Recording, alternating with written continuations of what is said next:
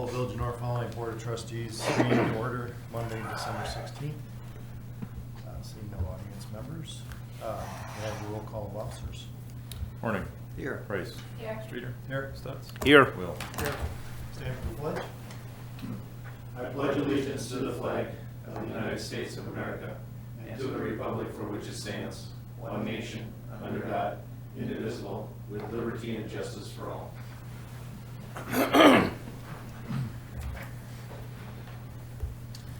Citizen participation, seeing we have no citizens. Announcements, communications, anybody have anything? Two trustees are up this. We have Mike and Randy. Yeah, correct. And papers, if you take out papers, they have to be in by January 3rd, is that correct? January 7th. 7th. 7th. It's the first Tuesday. Oh, first Tuesday, Yep. okay. So if there's anybody interested out there, come in and see Nick. President's business and staff reports, library. Heather? Okay, thank you. I think I had given you the information about Santa Night in the report, so I think you were able to see that, but I'll just briefly mention that we had a good turnout. We had about 300 people come out, and I just wanted to thank, the police department, the EMS and fire for helping us get everything set up, and it just was very nice to have that support. We really needed it. So Fond du Lac Studio of Music, just all the people, the volunteers that helped that evening. We just want to say thank you for doing that for the children in the community. The library will be closed on Christmas Eve and Christmas, and we're just working on some end of the year stuff, and staff will be taking some vacation time. It's really super busy today, so I'm hoping at some point it'll slow down a little bit. But and for the canvas paint that we have coming up January 30th, there are only 5 spots remain. And then the last thing I have is that we're working on the digital images of the yearbooks, and we have 1956 through 85, but we are missing a couple years in our collection, which would include 1976, 77, 78, and 79.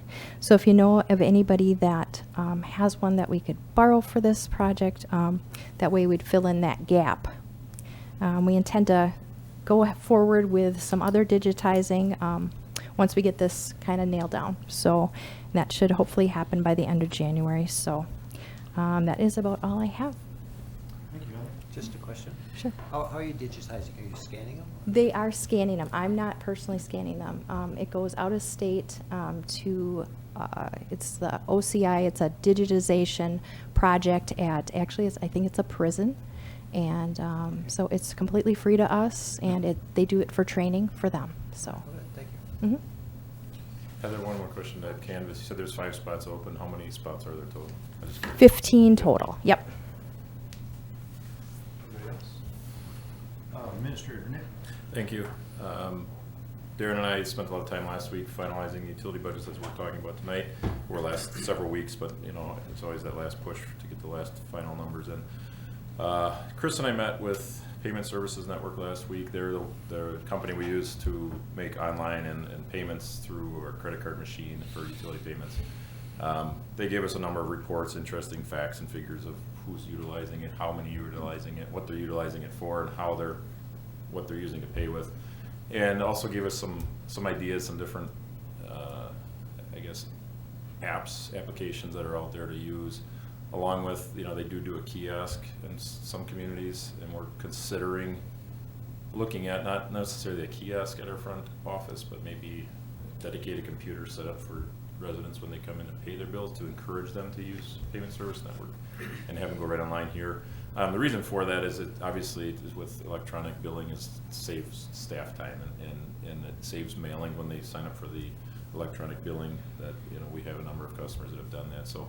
Always looking to save money that way, so it's something we're looking at maybe implementing at some point in the future. Continue to discuss with the IAFF union. We should have that contract for the next meeting. I should have it actually by the end of this week. And then with the year coming to an end, there's always all kinds of reports and projects that we need to finish up, so I'm working on those. That's all I have. Just a question. PSN right now, I think in your report said we're about 25% of the. Yeah. What's some of the averages of some of the other They municipalities? didn't really give Share us that? that, no, they just kinda showed us where we were at. They did not give us Okay. any of the All right. comparables, so to speak. Yeah, thanks. Yep. Increase the charges for the credit card. The customer pays a credit card charge 2.75%. Right now, we pay 50 cents per transaction for a routing number check, like if somebody pays with their routing number. The utility picks up, that's 50 cents per transaction.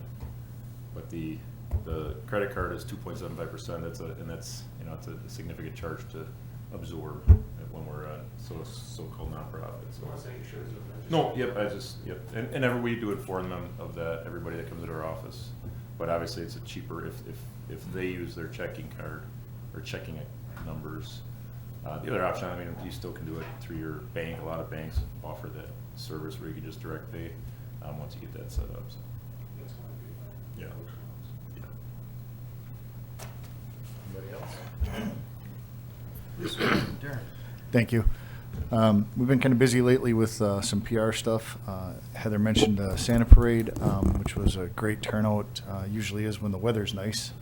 When the weather's cold, they typically just go to the community center and wait for us to show up. So weather was a little bit nicer this year, so we had a good turnout.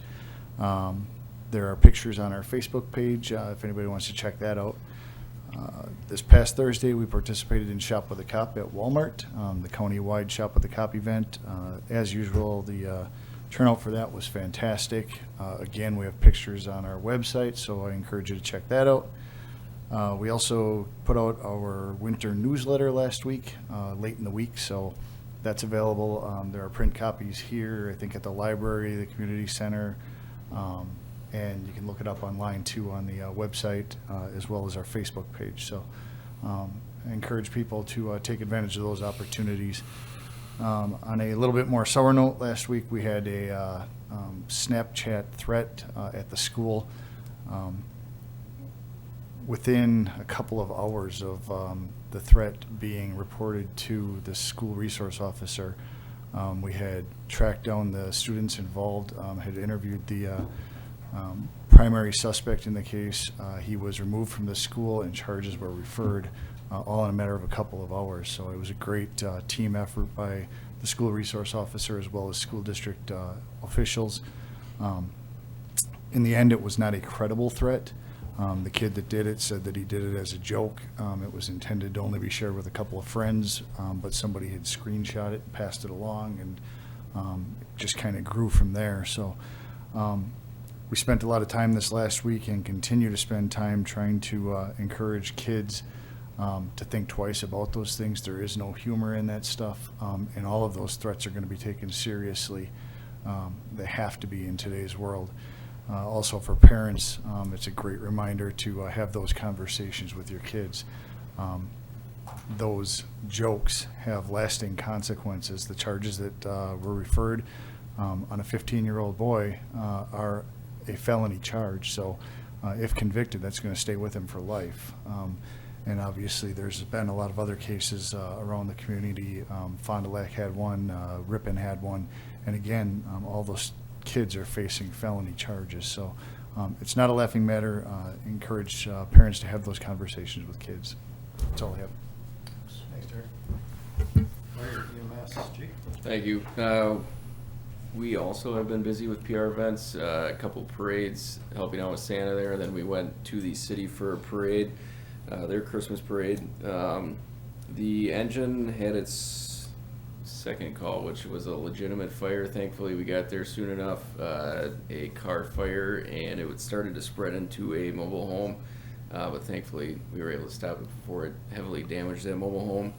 Then also on the 14th, we went and assisted the city of Fond du Lac with their structure fire. So the engine went with 4 guys there as well. That's all I have. Jake, you doing the wreath this year? Yep, it's right out in front of the building. So that wreath is only for incidents that are within our own response area in the village here. So if we get a structure fire, we will change those light bulbs to red, and hopefully we don't have to this year. Good question. Like on a Yep. donation form, I mean, then you expected or something you didn't expect, or? Yeah, the guy that was driving it didn't really have any complaints, and everything functioned as it should have, so it is working out well. Public Works Department, Darren. Thanks. Like Nick mentioned, spent quite a bit of time going through utility budgets the last couple of weeks. Also, crew's been back out cutting ash trees. We're handing out notices pretty much the day before we cut the resident's tree, and just letting them know time frame on what we're looking at for replacements and stuff like that.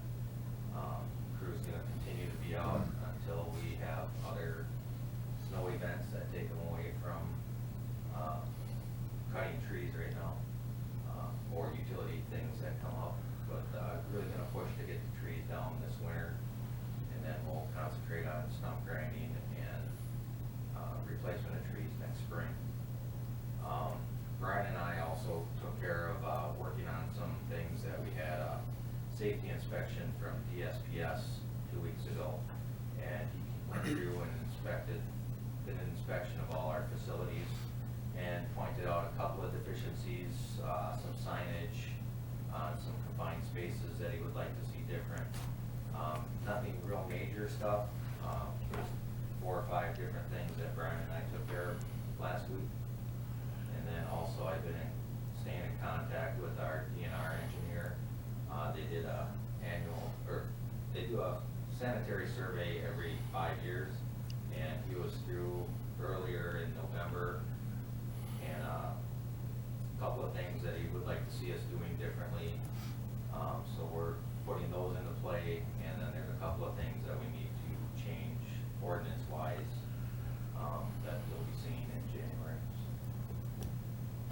That's all I have. Both of you do that inspection you're talking about, they've been through every year or two, or? The DSPS one, Yeah. this is the first one I've been through. How do they, is that like a random? Yeah, I was gonna add to that discussion, just to kudos to Darren and his employees that are in charge of that, but that we've enlisted an advanced safety training program through, it's a company that does it. We've done that for probably 10 or 15 years now. It's been a while. Maybe even a little longer than that. But we've heard there's some real horror stories out there of municipalities that it's not really, he just shows up one day to do inspections, and they generally find a lot of stuff and a lot of unsafe conditions, and we've seen a lot of horror stories over the years with that. And with this inspection, the first one we've ever had, it really was nothing. I mean, they found nothing. There was couple signs and things, so it was great. A couple of confined space entry signs. He didn't like the guard on a bench grinder. Very, very little. But, you know, our MSDS sheets, all that stuff, everything was up to par, and it was all in good shape, so. And then all of our safety training, our annual training, he was very impressed with how much, the way I formatted that layout to him. He said, just keep doing what we're doing. Well done. Chuck? Yeah, I think some of this too helps, I think it's in Twyla comes in too with our Yep. workman's comp or Yep. something like that, and she kind of helps to Yep. pinpoint things too. I think that maybe has helped through the years to kind of Well, stay on top of some of those With things. what Nick was talking about with us contracting with Advanced Safety Technologies, Vince Matarese, who's the owner of that, comes and does an annual audit. He'll show up unannounced and just show up at the garage or something like that, just to. Okay. Yeah, but you're right, Twyla does, and when we have an injury, you know, a lost work injury, she does come and do audits on that. We had, she came and audited leaf pickup last year. She came and watched that. She came and watched, one time we had somebody slip and fall out of a plow truck. So she came and looked at how we operate that, how we're getting in and out. So yeah, she does, yep, absolutely helps on that too. Okay. Anything else, Chuck? No.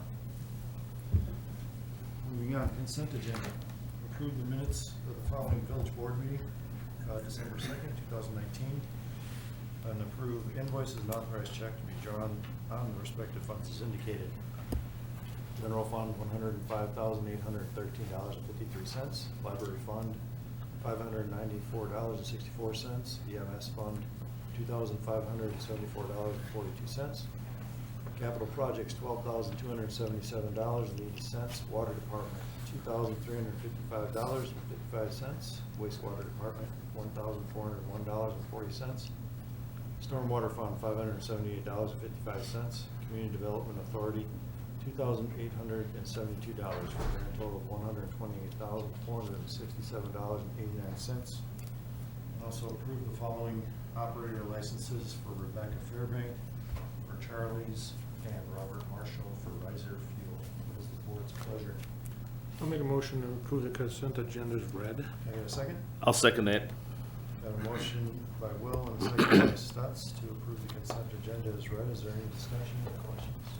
Mike? I had just one question, page 5, top one, horse distributing for a windshield and door. Just kind of curious what that was for. Those are windows on our cabs of the lawnmowers. We shattered some of those in the past. Never, no rhyme or reason to why they shattered. One time you close the door and the windshield just explodes. With the new mower that we purchased last year, the Kubota uses a different style cab. All the Jacobsons use that same cab. And we lost the windshield this summer and we lost the door this summer. Anything else, Mike? Randy? On page 9, right at the top, gateway assembly from Stryker. I would assume that's for Jake. Yeah, What is that's a gateway our- assembly? Our hydraulic assembly was failing essentially, so they had to put in new hoses and get the pressure back up so they would work on the power cuts. Oh, okay, on the power cut. Yeah. Okay. Thank you. Yep. What we put our patients on. Yeah, Like the power stretcher? cut is for the patient. For the Yeah, the cut. Yeah, Anything that else? is true. No, I'm good. Anybody have anything else? Seeing none, all in favor, say aye. Aye. Opposed? Administrative discussion and possible action on 2020 water, wastewater, and stormwater utility budgets. Before we start that discussion, I'm just offering to Jake and Darren, if the utility budget's here, there's really nothing else on the agenda. If you guys want to leave, go ahead. Unless the board has anything else for them tonight. I don't think they need to sit through the utility budgets. Looks like they're gonna take me up on the offer. so. Yeah. Hope you guys have a good Christmas. Yeah, have a Merry Christmas. You too. Thank you.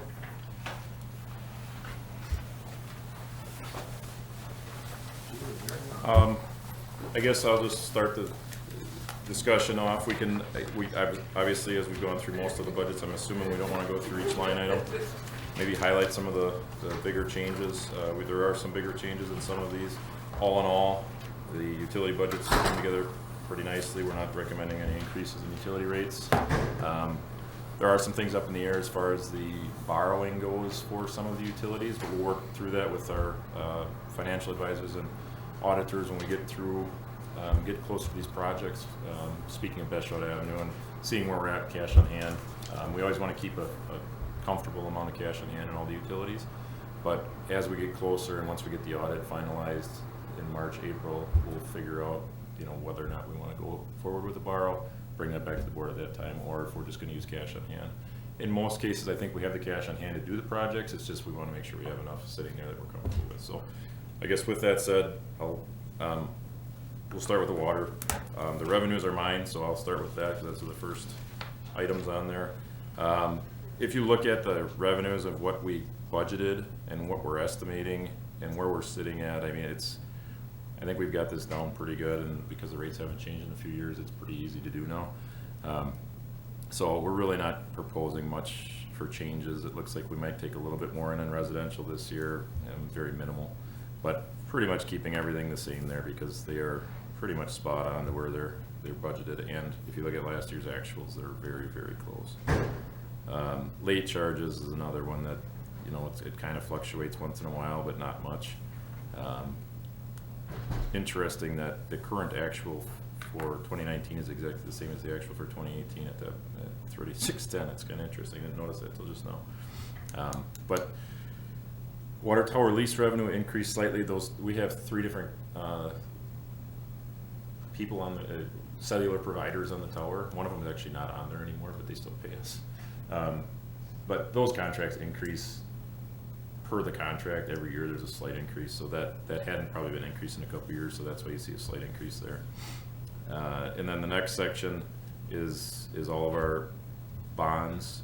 You'll notice there is one that drops off on there, the 2008 revenue bond, so that's setting us up nicely. If we do decide to do a borrow, we're dropping from $247,000 to $201,000 for next year. And I think there's actually another one, if I recall, next year that drops off.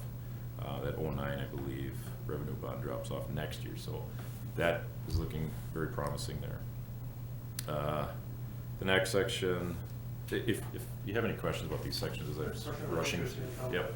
On the top, Yep. You budgeted 3,500. Yep. Was that a mistake? It wasn't.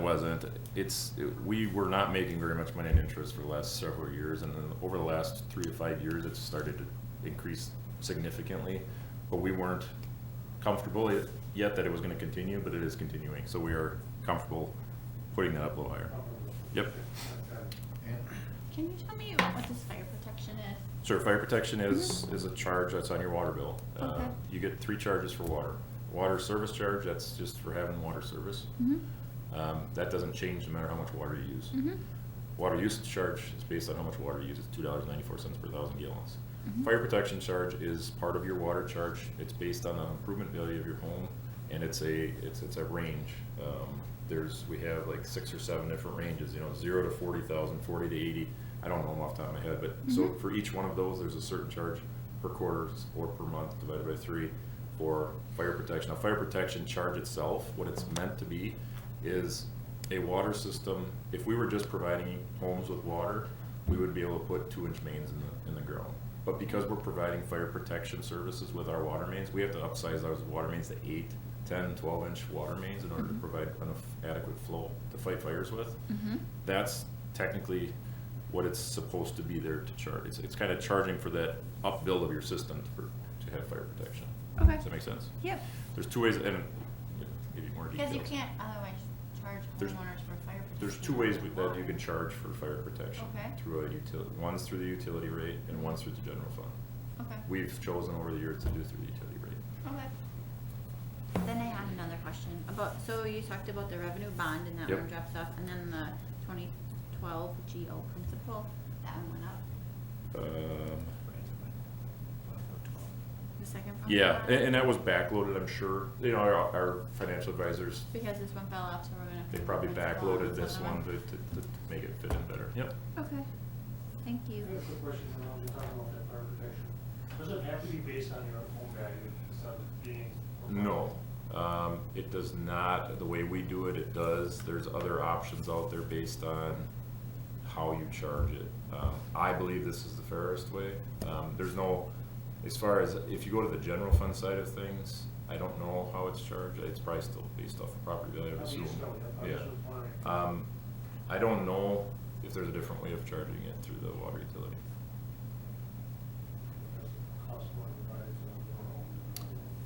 No, the thought process behind it is the larger the home or the larger the business, the more the need. And I think that's the thought process behind it. Bigger fire. Yeah, it's that's regulated through the PSC. So it's one thing that we do have. If we want to change it, it does go through a full tariff review like we've done in the past. When we change our water rates by more than the 3% allowable, that's one thing that you can't change unless you go through the full review, and it's a process. Anything else? All right, then moving on, charge in lieu of taxes, that's what we pay to the general fund because with the water utility is tax exempt, therefore we don't pay taxes, so we make that payment to the general fund. Amortization debt discount, then we get into kind of more Darren's stuff for the operations on page 2 of this. And Darren, you can, if you want, anybody, but first of all, are there any questions on page 1 there before we leave it? If not, Darren, go ahead. Okay, once, in the first section there, source of supply, you'll notice that the maintenance went up, supplies and expenses went down. That was an auditor change. They wanted us to bill something to one account rather than the other It's account. the 3 well maintenance contracts. Yes. If you recall, we have those well maintenance contracts. They wanted us to charge those to the different account. And just to back up one step here with these overview of source of supply and expenses is really kind of for Source our of wells. supply is our wells, the wellheads themselves. So that's what Darren's talking about is one going up by 30,000, and Chuck asked this question over the weekend in an email, and one went down by 29,000. That's basically what happened there is we switched those to a different account. So it's still the same thing, just charging it to a different place. Then we get into the pumping expenses. Pumping expenses is the production of the water and pumping it into the system. So that includes fuel and power and all that stuff. Maintenance went down because we did spend some money last year on the backup generator, and that's not needed this year. That was kind of an overhaul of the injector system on that diesel generator. In that last account, there was $8,500 last year for maintenance of the generator. Quick question on that, Darren. Does it still smoke every Thursday? No. Wednesdays, right? It was Wednesdays. Yeah, it runs every Wednesday at 8:30 now, and it's hardly smoking at all. Well, diesel's always smoke. Okay. 'Cause, we actually run that under load every Wednesday. Treatment expense, that's that's chemical expenses. You'll notice that chemical expenses are going down. Our water pumpages have been steadily going down, so we're using less chlorine. We're selling a little bit less water every year. Losing a little less every year. Okay, yes, our water loss is coming down, so we're pumping less water every year. And then that $8,000 increase, that was part of that DNR inspection. They're recommending that we put in automated chlorine tank shut-off valves. Or no, that's not this section. Chlorine feed. No, it is. Yeah, $8,000 for chlorine feed. yeah.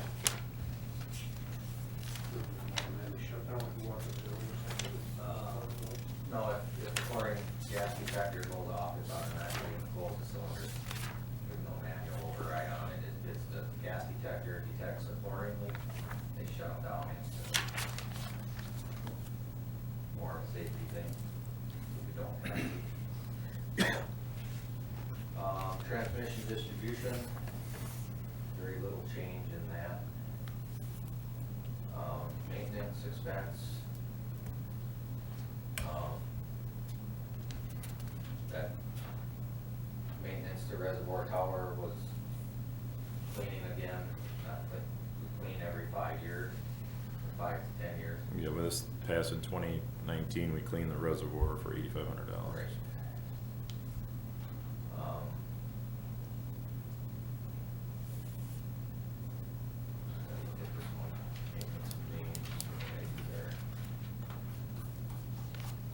Oh, that's, some of these same accounts have labor associated with the same account. So with losing crewman 3, some of these accounts are gonna be lower now because we're replacing with a crewman 1 at a different pay grade.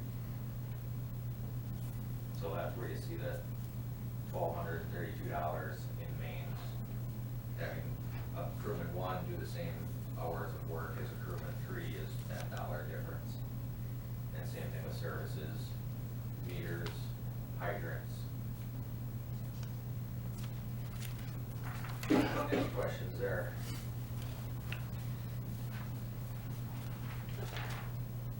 And then we get into customer accounts, that's like reading labor, office supplies, those types of things there.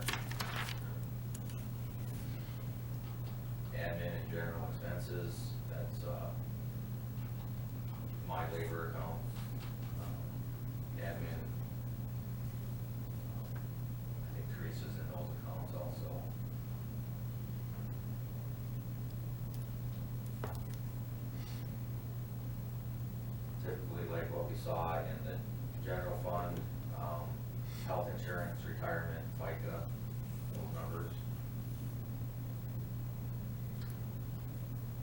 And again, if you recall, when we talked through general fund discussion, that all of these numbers and these utilities, because of the way we operate here with split personnel, are kind of guesses at this point, and throughout the year, depending on where they spend their time, that's where that gets charged.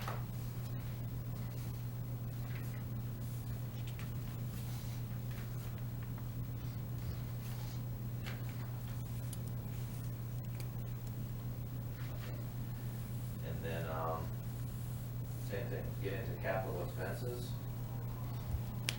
The equipment that you'll see there is for they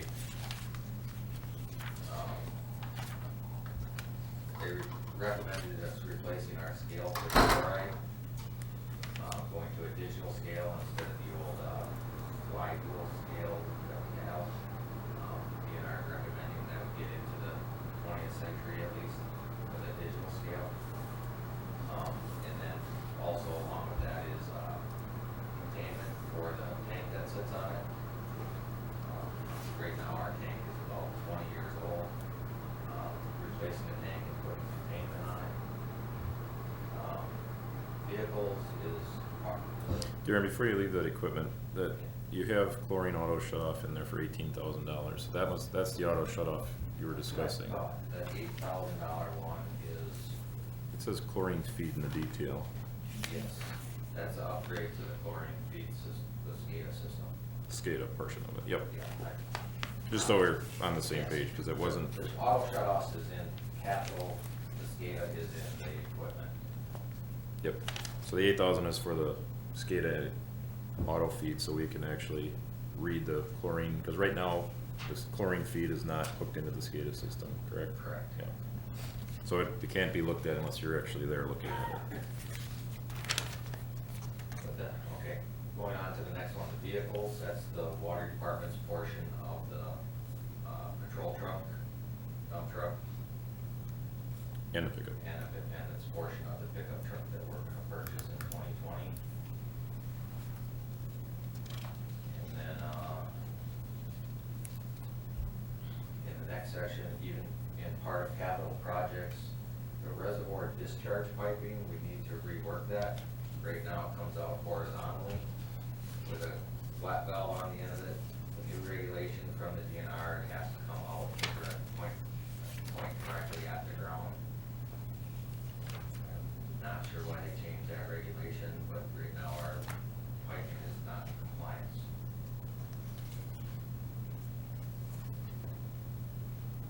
And then Bastrop Avenue is in there for $180,000. And then the $40,000 is for refinishing the exterior on the reservoir. That's repairing some of the cracking in the concrete reservoir and blasting and painting the sides of it and recoating the roof surface. So with that, if there's no questions on this details, looking at the main page there at the end, you're talking, I always back the capital out because either we're gonna use cash on hand or borrow for that. So if you see there's $220,000 in there as a kind of a plus, so to speak, towards the end. So with that out of there, we're still about $36,000 in the black on this budget the way it stands. And that's without a rate increase.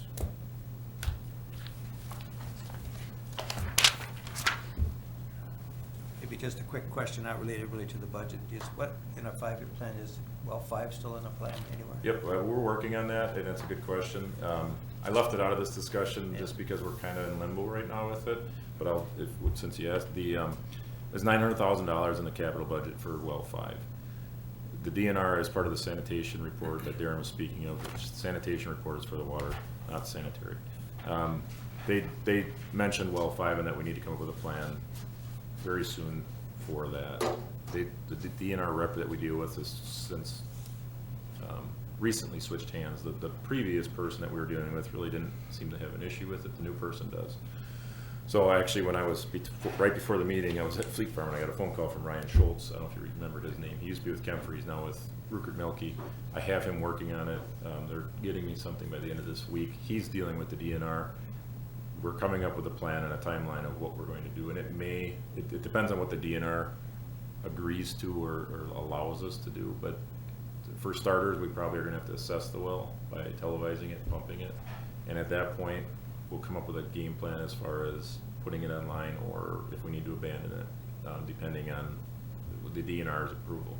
So right now, it looks like what we would be possibly doing was coming up with a timeline game plan throughout this year and putting it online next year.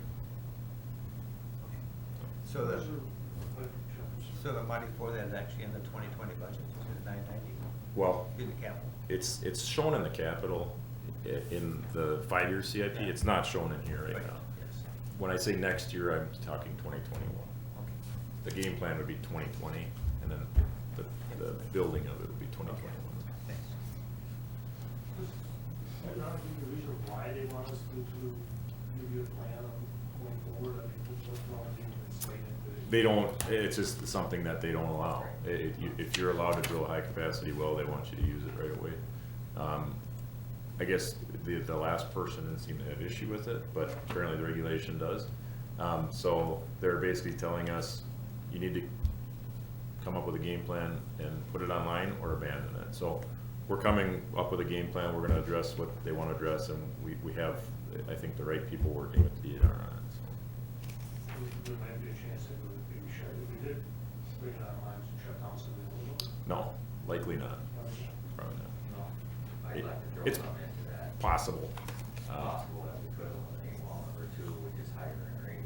But what's going to probably come online with well 5, which we knew from day 1, was treatment because of radium, because it also, we're very fortunate, well 4 is very, very low in radium.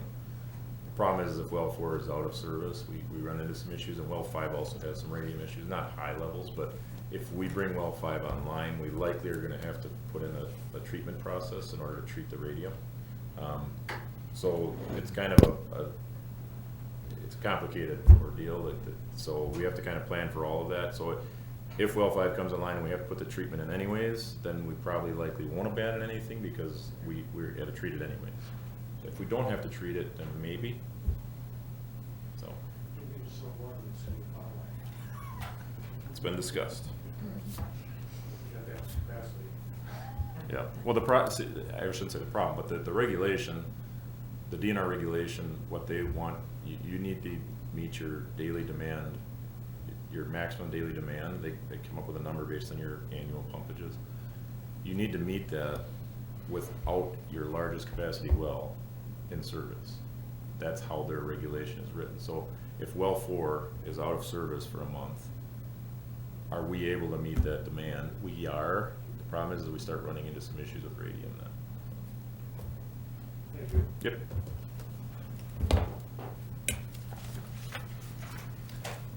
Good. Moving on then to wastewater. Wastewater, again, you'll see the revenues didn't really change at all. Again, because if you look at the actuals from 2018 to what we're proposing for 2019, I mean, it's just, they're very, very close. I guess that's really all I have to say about that section. Late charges, again, it's kind of a guessing game depending on how many late charges we get, interest, investments. Connection fee is, again, depending on how many new homes we get, that's where that's derived from. Skipping down to the wastewater fund expenses, there's nothing there. Principal and interest payments, that is pretty much a wash from last year. There is one of those that's dropping off relatively soon. I think that 08 again is dropping off in a few years here. But it was a significant drop from, if you look from 2018, if you recall last year's budget, we were at 265, we're now at 112. So there was a significant, there's plenty of room there for some increase for debt service issues if we need to, which we probably will have to with what's going on with the regulation and the plant side of things. Amortization, this is Fond du Lac City treatment. This was a question. The auditors have required us to put this in here. We've got an email out to them to what this is for. We know it has something to do with the city treatment plant that we are owners of, so to speak, but it's not necessarily our asset. So I think that's why it's in our budget.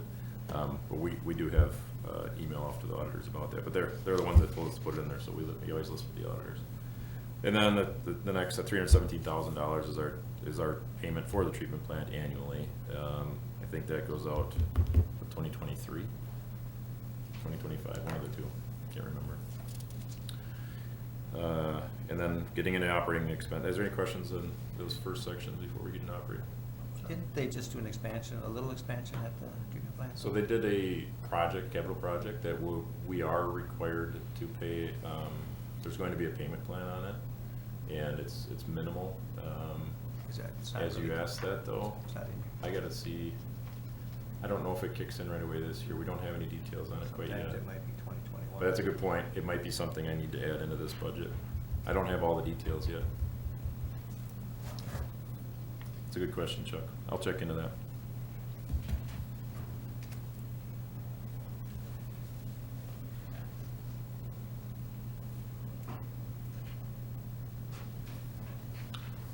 Any other questions? That, because we'll get into more of the operations for Darren. Maybe you can address the city of Fond du Lac treatment expense. 'Cause it's kind of- Sure, so City of Fond du Lac treatment expense, obviously we pay the City of Fond du Lac for the treatment of our wastewater on an annual basis, and it's trued up every year. So when we look at what we're paying this year, it's based off of what we flowed last year to the plant. So this year's payments will equal about $280,000. We've paid 3/4 of those already. So but there's also a true up in there. So we budget $400,000 every year. Last year we paid $278,000. I think the year before that, we were actually at the 400 or 450, if you recall. I guarantee at some point we'll be to $400,000 again. We budget that every year because we do exceed that once in a while. But it fluctuates every year. It's always based on the previous year, and there's also a true up done at the beginning of the year. So it's a really hard number to guess at and pin down. But we've done pretty well over the years by keeping that $400,000 in there. Okay, with the rest of it, you'll notice changes up and down again. That's changing from crewman 3 labor position to a crewman 1 for doing some of the release.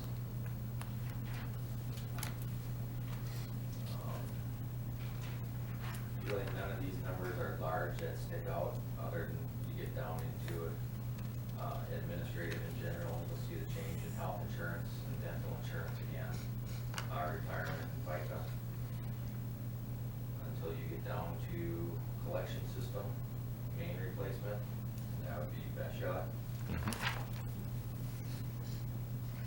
then capital equipment, again, is the patrol truck and pickup truck. Wastewater portion of that, those vehicles. Let me ask a question.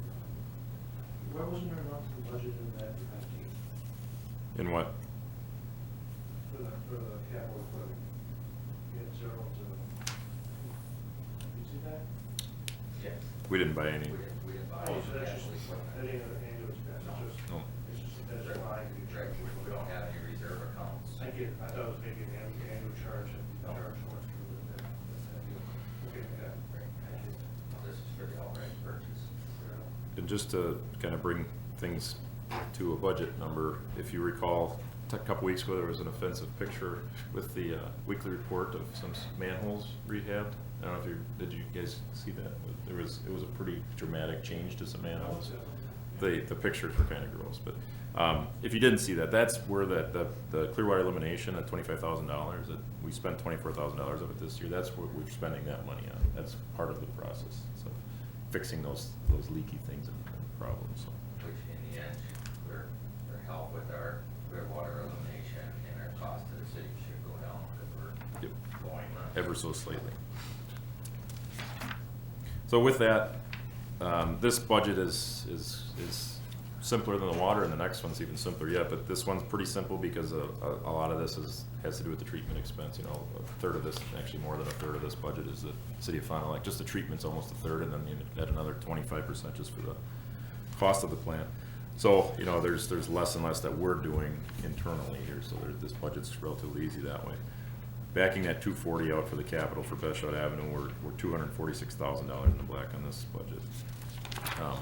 Keeping that, you know, we're gonna have to have quite a savings account built up in this, or take out some pretty significant borrows, I think, when we look 10 years into the future with all of the things coming down the pipe from the EPA. So we definitely want to keep our rates where they are for now. Any questions on wastewater?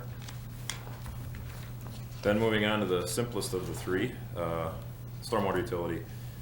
This one is based off of, you asked about fire protection. This one is a stormwater utility is based off of square footage basically. So it's an ERU or a runoff unit.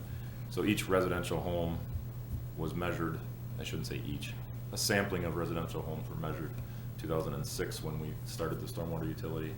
The average size impervious surface of a residential home in the village of North Fond du Lac, between the roofs, the sidewalk, the driveway, and everything that's hard surface where water runs off, was 3,000, guessing a little bit, 3,123, I think, square feet.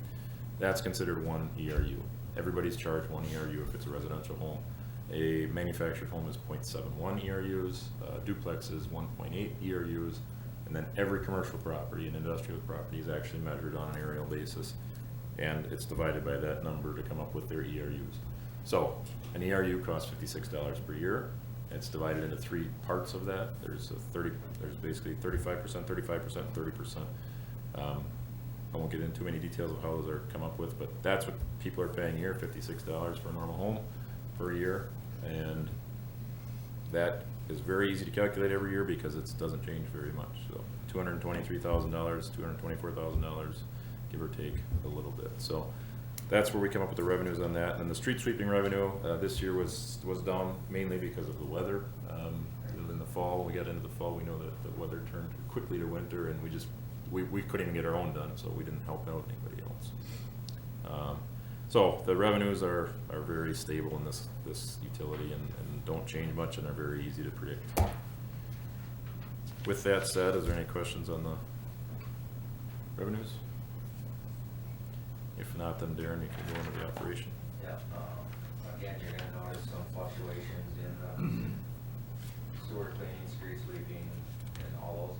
Those all have wages attached to those same accounts along with materials and maintenance.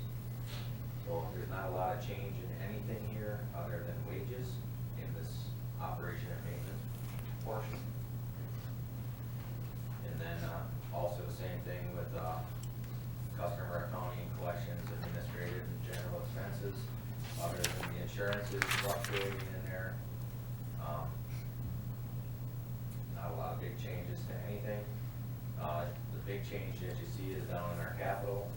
The projects again is Veshog, and then the capital equipment, it's down because we purchased the street sweeper in 2019. But it's not down the full cost of the sweeper because it is paying for its portion of the patrol truck and pickup truck. I wish all our budgets were like this one. Mm-hmm. Everything's pretty much set.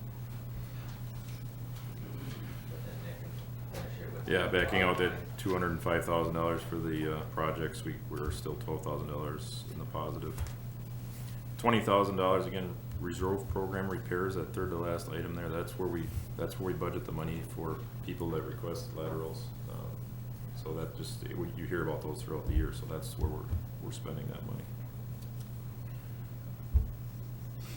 A portion of that, I should say. A portion of the $20,000 is budgeted for that.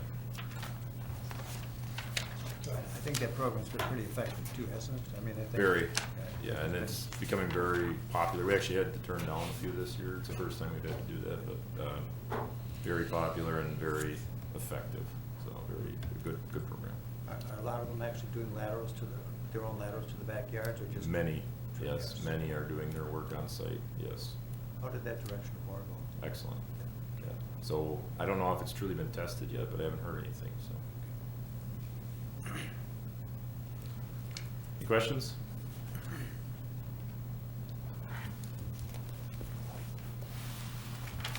All right. With that, the adoption of these usually is done by resolution, so I will prepare those for the next meeting. I generally don't do that all in one meeting just in case there's follow-up questions and that. So we'll put the resolutions on the next meetings and go for approval. Any other questions on this one?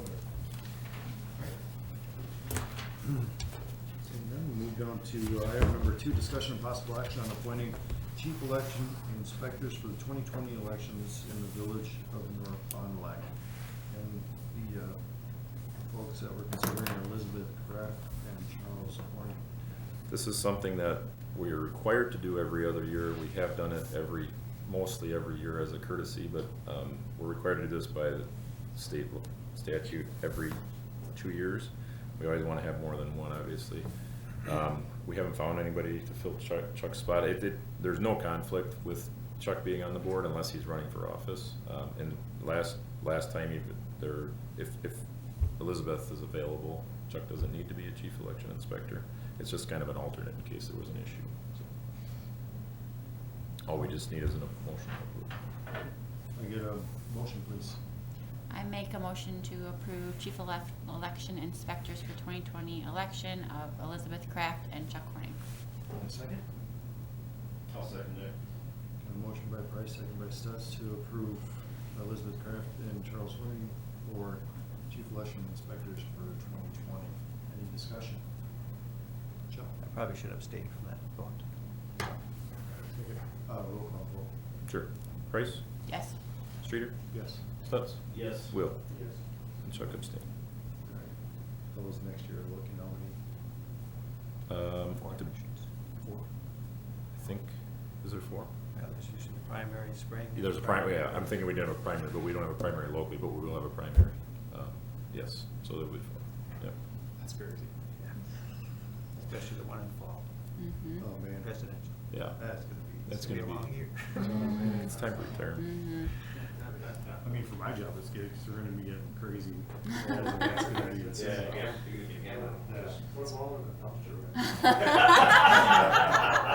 You know, You don't get a kick out of that? Oh, I do. That stuff is entertaining, man. All right.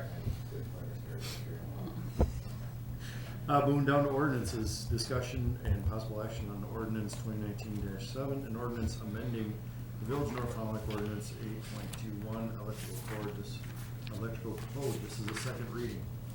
as mentioned last time and in the backup, it's just what the state is requiring us to put in our ordinance for us to be a delegated community for electrical inspection.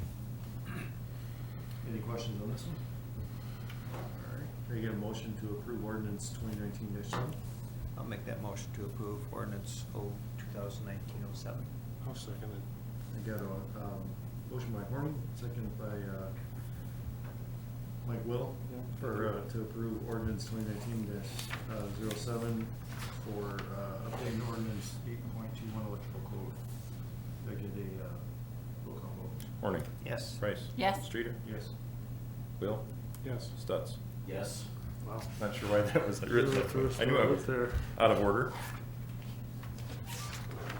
All right. Discussion and possible action on ordinance 2019-10, ordinance amending the Village of North Fond du Lac Ordinance 1.05 municipal court, second reading. And again, this is to add the town of Oakfield to Lakeside Municipal Court, along with making the language a little more general, so we don't have to do this every time someone joins or leaves. Anybody have a question? Could legal look at this language? Yes. Okay, fair enough. All right, we got a motion to approve ordinance 2019-10. I'll make that motion to approve ordinance 2019-10. I got a second? I'll second that motion. We got a motion by Stutz and a second by Price to approve ordinance 2019-10 for the municipal court. Any other questions or comments on this item? Seeing none, roll call vote, please. Try this again. Horning? Yes. Price? Yes. Streeter? Yes. Stutz? Yes. Will? Yes. Communications, anybody have any communications? I just wish everybody a Merry Christmas and a safe New Year. And no, Chuck, I forgot to look this up. All Take right. that off. so. All right, any new business? All right, seeing none, can I get a motion to adjourn? I'll make that motion.